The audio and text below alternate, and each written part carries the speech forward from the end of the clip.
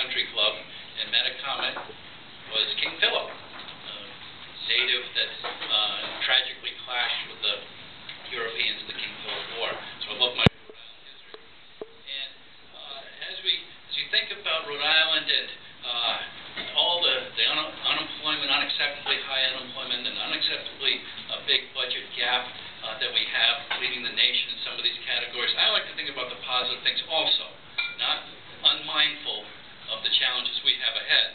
But I saw in an article about Rhode Island in a national newspaper a fellow named Alan Tier, and he moved to Rhode Island, moved to Providence from Atlanta after making a spreadsheet about the pros and cons of 8 cities around the country. And he chose Providence, Rhode Island. He did his spreadsheet, did his homework, and came here.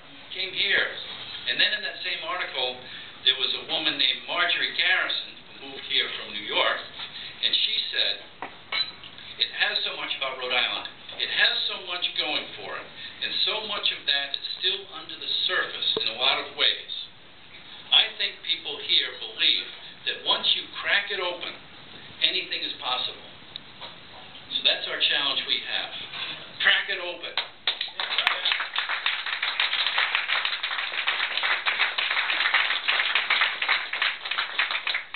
And I'm running for governor because I want to be part of that, cracking it open. And of course, the first thing you have to do is the next governor is going to have to come in and close the budget gap. And that's, we'll be talking about that during the campaign. But that's important to getting our people back to work, because no company is going to want to come to Rhode Island if they know it's just chronically mismanaged. And so that's the first task. And I'll be talking about that over the course of the campaign, how we're going to close that budget gap. But in the long term, in the big picture, I think there are 3 things that we really have to focus on, that I want to focus on, if, with your help, I get elected governor. And the first is maximize the federal investment that's been made already in the state. And first of all, the 195 relocation. Hundreds of millions of dollars spent on relocating 195. And that has opened up a tremendous amount of real estate that now can be put to productive use. And I was in Houston recently this summer, and as I was driving around Houston, I saw all this construction in one area. Cranes everywhere. And I said to the person that was with me, what's going on here? And they said, this is Rice University. And this is all healthcare related, the growth that's happening here. And I said to myself, perfect for this new real estate where 195 has been relocated. We've got the $100 million new Brown Medical School. Benefactor gave the Brown Medical School $100 million. We've got the Rhode Island Hospital campus with women and infants and Hasbro and Rhode Island Hospital all there. And in between, it's perfect for what's happening down at Rice University, healthcare-related growth. And I know Mayor Cicilline and others are working hard, and they call it the Knowledge District. And I want to be part of that, making that a success. A leader in that and working with the others that have already put some momentum behind that. Another area where we can maximize our federal investment is in Quonset. And Paul Brooks just left, and he's with Deepwater Wind. And he's bringing his company here to Rhode Island because we have the wind offshore, and we also have shallow enough water. If you go north, they have the wind up at Maine, but the water's too deep. If you go south, the water's shallow enough, but there's not enough wind. We have both shallow enough water and enough wind to make it economically feasible. And I believe that as China and India come into the oil market, oil prices are going up. And so it's in our best future interest to be investing in this kind of growth. And it's happening right here.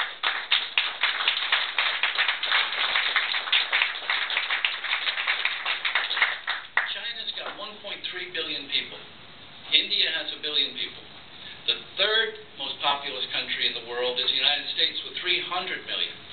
So if you follow my math, China with 1.3 billion, the 0.3 is the size of the United States.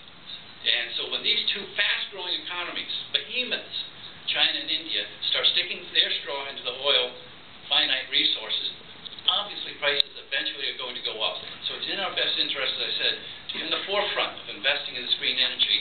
And we have invested in Quonset by building a new road into it, by putting in a new freight rail improvement project, they call it FRIP, into a freight rail to connect Quonset to the intercontinental rail that goes through Worcester. We've invested in that. We've done that. Now what we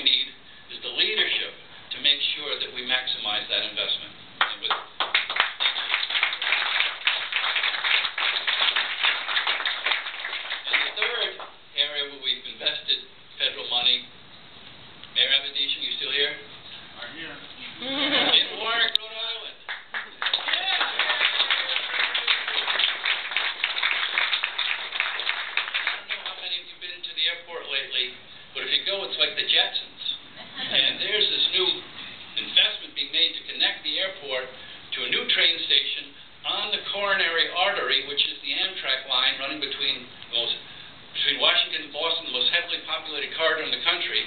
Warwick, Rhode Island is right in the middle, in the heart of our state. And that investment, what we're going to do with it, is have private people come in. And that's already happening. At the Ambers asphalt plant on Jefferson Boulevard, there's a plan for a $300 million private investment with office buildings and the like.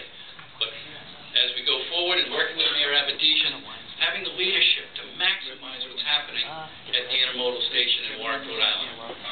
So those three areas in particular I want to focus on. I want to be mindful of all over the state of Quinnipiac Island and other areas, but in particular, these are areas where we've made a big investment. Relocating 195, opening up the Knowledge District. At Quonset, building the road in and the freight rail to connect us to the Intercontinental. And then, of course, the new train station and the connector to the T.F. Green Airport. So that's one area as we get our people back to work. The second is in schools. And I firmly believe the next governor cannot shortchange our schools. And the governor and the state have jurisdiction over URI, over Rhode Island College, and over CCRI. And I want to be the governor that makes them the best in the country.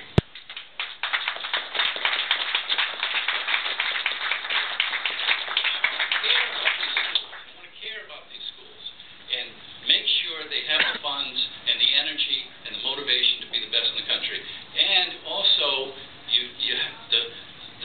we have to be mindful that a third of our state budget goes to the cities and towns for their school system, state aid to the local schools.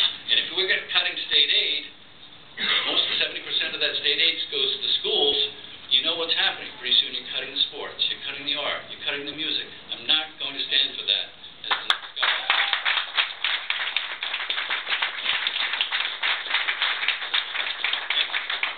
And lastly on schools, I saw Governor Rell in Connecticut had a great idea, and that was to combine her vocational technical high schools with her community colleges. I really like this idea, and she calls it middle college. And what I like about this is that people tell me going to voc tech high schools, there's a stigma attached to it. Oh, I'm going to voc tech, I'm not good enough. I want to change that. I want them to feel this is an important part of our economy, getting people back to work and providing the work skills for our employers. I want them to go and say, I'm going to middle college. And so it's an important thing. I want to meet with Governor Rell, meet with the Connecticut people, how's it going, and make it happen here also.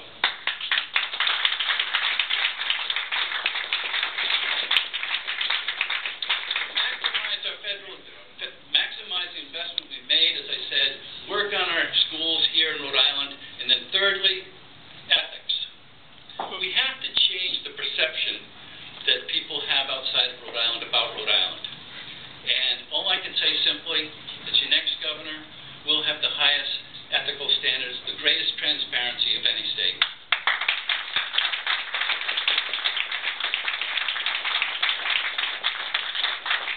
So I want to thank you very much for coming and helping me as we campaign for the next 10 months to get this state, as Marjorie Garrison said, we've got to crack it open.